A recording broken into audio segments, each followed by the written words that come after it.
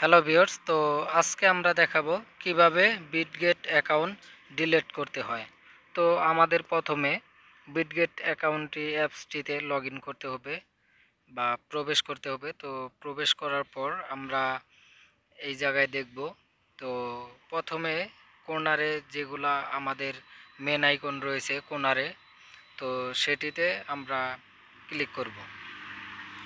তো বর্তমান আমার বিটগেটটি সমস্যা রয়েছে, তো সেই জন্য আমি ডিলিট করতেছি। তো কর্নারে ক্লিক করার পর প্রোফাইলে যাব এবং নিচে ক্লোজ অ্যাকাউন্ট। তো ক্লোজ অ্যাকাউন্টে ক্লিক করার পর আমাদের এই জায়গায় একটি অপশন আসবে, সেটিতে একটি টিক মার্ক করতে হবে। তো আমরা টিক মার্ক করে নিলাম এবং নিচে আমরা ক্লোজ অ্যাকাউন্টে ক্লিক করব।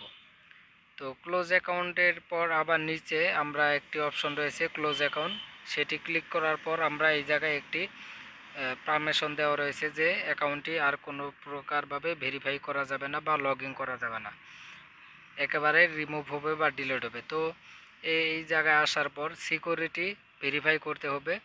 তো যেটি আমরা পাসওয়ার্ড দ্বারা সেট করেছি সেই পাসওয়ার্ড দেব এবং ইমেলে একটি কোড যাবে।